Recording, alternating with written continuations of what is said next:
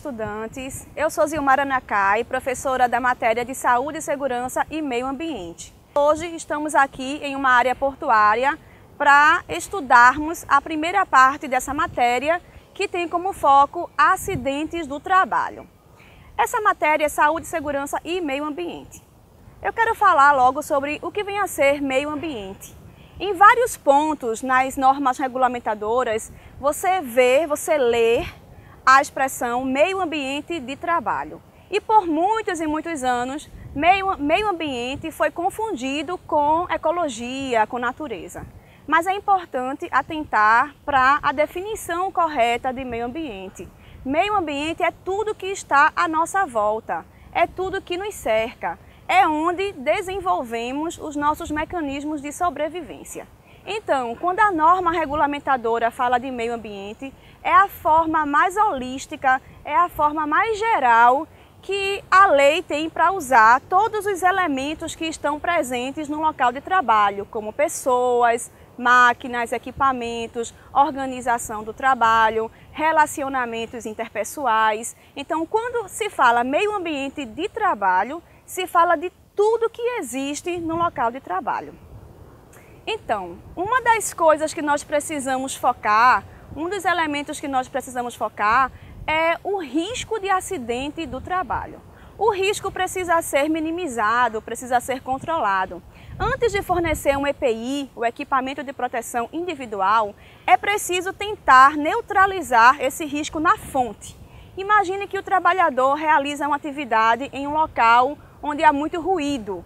Antes de você, profissional de segurança do trabalho, exigir a compra de um EPI, você vai tentar isolar essa máquina, proteger a parte do motor que emite ruído. Quando você faz isso, você está fazendo uso de EPC, equipamento de proteção coletiva, e está corrigindo, está controlando o risco na fonte. Se ainda assim não for eficiente, você vai tentar controlar o risco na trajetória dele, ou seja, retirando os trabalhadores daquela área de risco. É uma forma de eliminar o risco na sua trajetória, ou fazendo uma parede, uma casa de máquinas, um biombo protetor. Se ainda assim esse risco ficar muito excessivo, aí você vai pensar no EPI, no equipamento de proteção individual, que é obrigatório. O EPI não evita que o acidente aconteça. O EPI atenua a lesão em caso de acidentes do trabalho. Não existe culpado pelo acidente. Quando você fala que há culpado pelo acidente, você informa que houve dolo, que houve intenção em sofrer o acidente. O que existe são as causas dos acidentes do trabalho. E essas causas podem ser atitude insegura, condição insegura e fator pessoal de insegurança. A atitude insegura, ela pode ser classificada como imprudência, negligência e imperícia.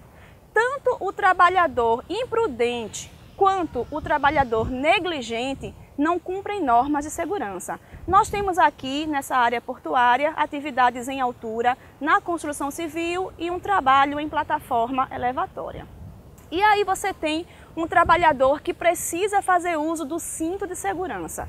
Alguns trabalhadores são imprudentes pelo fato de serem muito experientes, de terem 10, 15, 20 anos de experiência na área.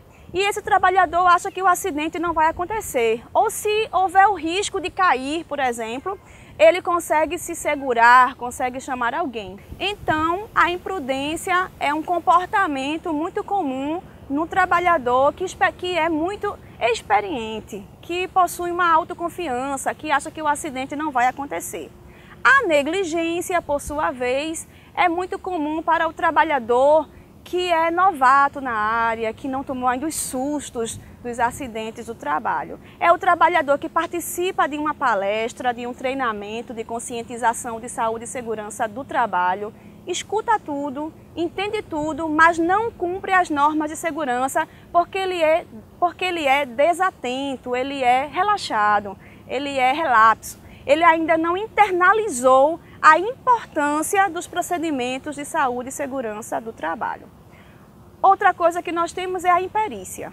O trabalhador que é imperito é aquele trabalhador que não tem conhecimento, ou até tem conhecimento, mas não é capacitado. E em muitos pontos das normas regulamentadoras é obrigatório capacitar e treinar o trabalhador para atividades de risco. Então, se acontece um acidente do trabalho por imperícia, imprudência, negligência, a causa do acidente é a atitude insegura e não culpado pelo acidente.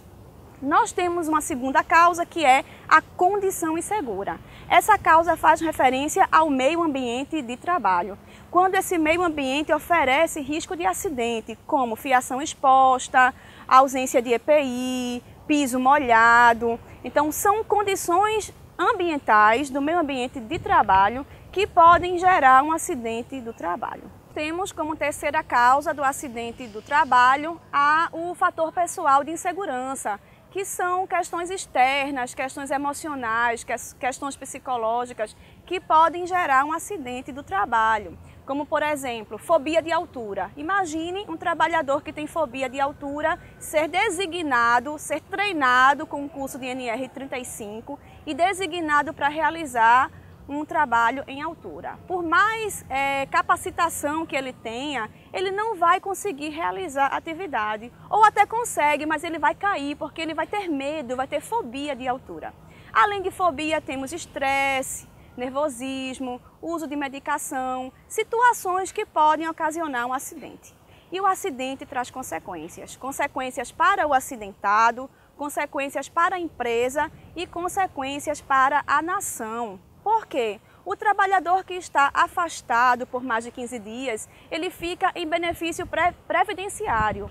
Mas esse benefício previdenciário é uma alíquota que é resultante da contribuição de impostos de todos os trabalhadores. O trabalhador que é reabilitado, o trabalhador que está aposentado, também gera prejuízo para a nação, para a população economicamente ativa. Então, há consequências. E a pior consequência é a psicológica. É aquele trabalhador que não consegue mais realizar atividade devido ao susto e a traumas resultantes do acidente do trabalho.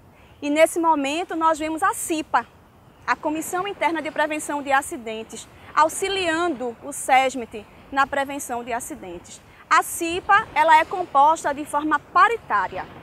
A CIPA é composta meio a meio, por indicados pelo empregador e votados pelos empregados. Essa CIPA é dimensionada conforme o CNAE, a Classificação Nacional de Atividade Econômica da Empresa. Esse CNAE aponta para um grupo, e esse grupo você vê na tabela da NR5 que eu coloquei na apostila de vocês. E aí você tem a quantidade de efetivos e suplentes da CIPA de acordo com a quantidade de trabalhadores e o grupo ao qual pertence essa empresa. Se você tiver curiosidade de saber o CNAE, o grupo da sua empresa, basta você checar no cartão de CNPJ da empresa e lá consta o CNAE. A CIPA, ela deve ser treinada, a CIPA precisa ter reuniões ordinárias mensais e pode ter também reunião extraordinária em caso de acidente grave, em caso de CIPAT.